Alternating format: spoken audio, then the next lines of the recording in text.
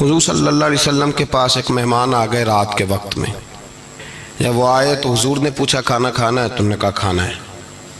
جھوٹ اور بھوک کو جمع کرنا منع ہے. کہا جی کھانا ہے. تو حضور صلی اللہ علیہ وسلم نے فرمایا ازواج مطہرات کے گھروں میں پتہ کرو کچھ ہے. حضرت ام سلمہ کے گھر میں پتہ کیا تو کہا یا رسول اللہ 4 دن سے روٹی نہیں پکی. حضرت زینب سے پوچھا تو کہا حضور کئی دن سے چولہا ہی نہیں جلایا. حضرت عائشہ صدیقہ، حضرت میمونہ، حضرت سودا، تمام گھروں سے بظاہر یہ دو جہاں کے شاہ ہیں پر پاس کچھ رکھتے نہیں. دو جہاں کی نعمتیں ہیں ان کے خالی ہاتھ میں. ہر چیز ہے پر فقر اختیاری ہے. کوئی شے نہ ملی تو نبی پاک صلی اللہ علیہ وسلم نے مسجد میں اعلان کیا، فرمایا کون ہے جو میرے مہمان کو روٹی کھلائے؟ ان لفظوں کا حسن کوئی حسن والا ہی سمجھ سکتا ہے. فرمایا کون ہے جو میرے مہمان کو کھانا کھلائے؟ تو ایک صحابی لے گئے اور اٹھے وہ صحابی جو صحابہ میں غریب تھے. کہا حضور میں لے جاؤں گا، میں لے کے جاؤں گا. اور یہ بخاری مسلم ہے. حضور نے فرمایا لے جاؤ. وہ اب صحابی گھر لے گئے اور بیوی سے مشورہ کیا.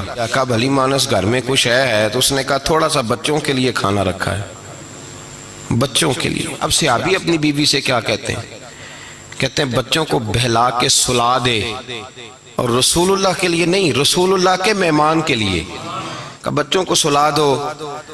بی بی نے بچوں کو سلا دیا تو میاں بیوی کا مشورہ ہوا کہ مہمان کے ساتھ بیٹھ کے روٹی کھانا بھی سنت ہے. تو اب مہمان کے ساتھ بیٹھ کے کھانا بھی ہے تو کھانا ہے 1-2 آدمی کا. اب خاوند اپنی بیوی کو تیار کرتا ہے کہ میں بھی کھانے پہ بیٹھ جاؤں گا، تو بھی بیٹھ جانا. اور جب مہمان کھانے میں ہاتھ ڈال لے تو اٹھنا، کہنا او ہو دیا تو صحیح کیا ہی نہیں، ابھی بجھ جائے گا، اور جا کے دیا بجھا دینا. ہم ہاتھ ہلاتے رہیں گے، مہمان روٹی کھاتا رہے گا.